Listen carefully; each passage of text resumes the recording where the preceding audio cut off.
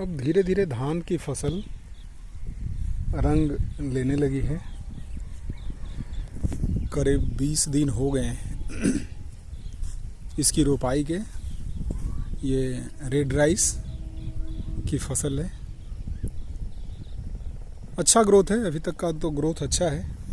यदि इसके ग्रोथ पर माइनरेटली वॉच करें तो एक पौधे से ये करीब 4-5 पौधे निकल गए हैं।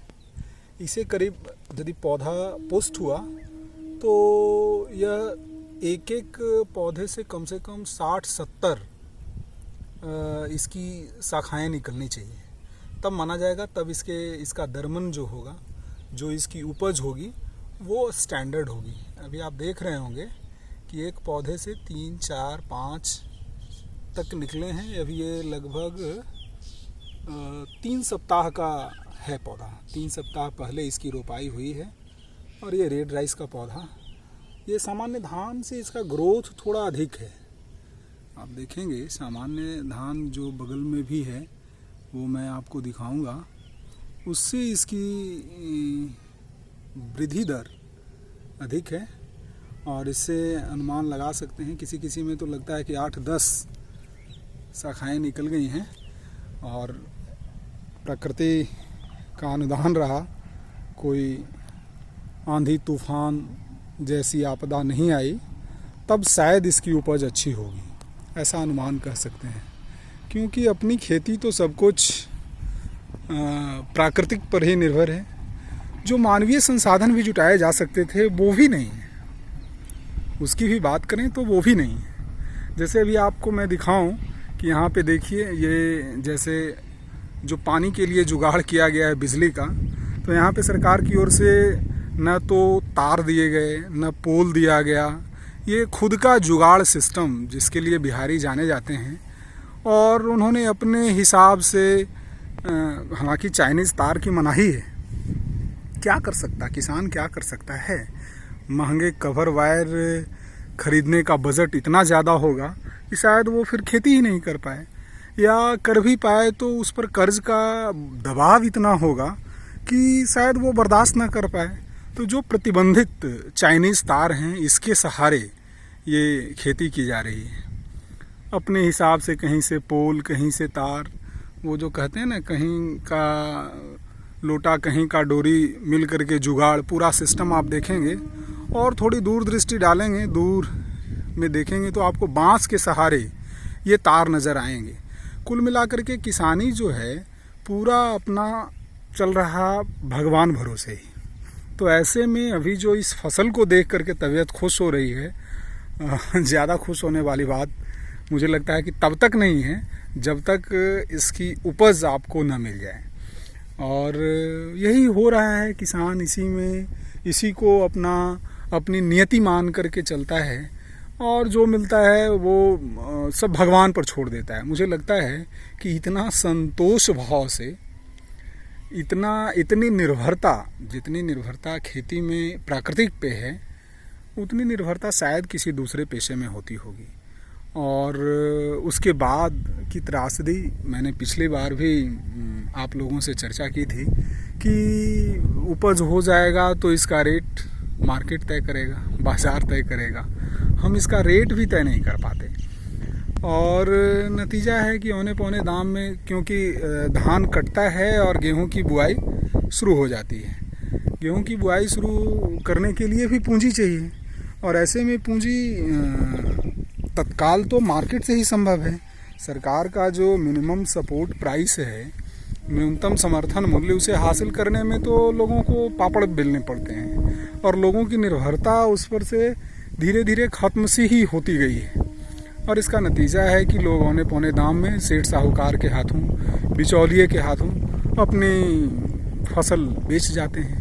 अभी पिछले दिनों यदि मैं बात करूं लोकल मार्केट की, तो लोकल मार्केट में देखिए किसान 1 रुपये प्रति किलो के हिसाब से, 50 पैसे प्रति किलो के हिसाब से भी दर यदि ज़्यादा मिलती है तो किसान किसी को भी देने को तैयार होता है। और ऐसे में ही किसान ने एक लोकल व्यापारी पर भरोसा किया, और उसने इलाके के करीब 100-200 किसानों का 2-2.5 करोड़ रुपए का धान लेकर के चंपत हो गया। किसान कुछ नहीं करा सका।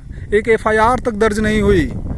पुलिस के सामने कौन जाएगा, कौन उन पचड़ों में पड़ेगा, कोई उनकी नोटिस लेने वाला नहीं है। तो सोच लीजिए, ये हाड़ तोड़ मेहनत के बाद की फसल, तैयार फसल, और वो साहब बीच का एक बिचौलिया, एक व्यापारी लेकर के गया और उसके पीछे कोई किसी का ध्यान नहीं, प्रशासन ने अपनी ओर से कोई पहल नहीं की। तो ये है किसानी, ये है किसान के पसीने का श्रम, जिसकी लागत इस रूप में लोगों को मिलती है।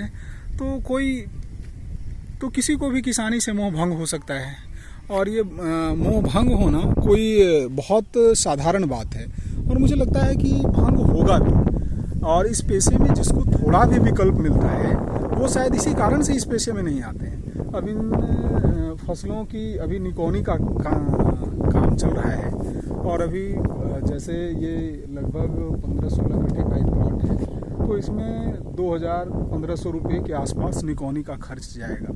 ये खर्च धीरे धीरे बढ़ता जा रहा है। रिटर्न जब आने की बात होती तो 100 तरीके से किसानों की फसल को की दर को कम करने के लिए 100 हथकंडे अपनाए जाते, और कुल मिलाकर के मैं यही कहूँगा कि जो मिलना चाहिए किसानी में आज भी नहीं मिल पा रहा है, और यही कारण है कि धीरे धीरे किसानी से मोह भंग हो रहा है और लोग पलायन कर रहे हैं। हालांकि इस बार ये अच्छा रहा कोविड-19 के दौर में। कोविड-19 का ये जो दौर रहा, इसमें ये बात अच्छी रही कि गांव में कोरोना का डर नहीं है, गांव में कोरोना का डर नहीं है। और अभी यहाँ पे बाहर से भी मजदूर आए थे, ख़ास तौर से ये धान की रोपाई करने।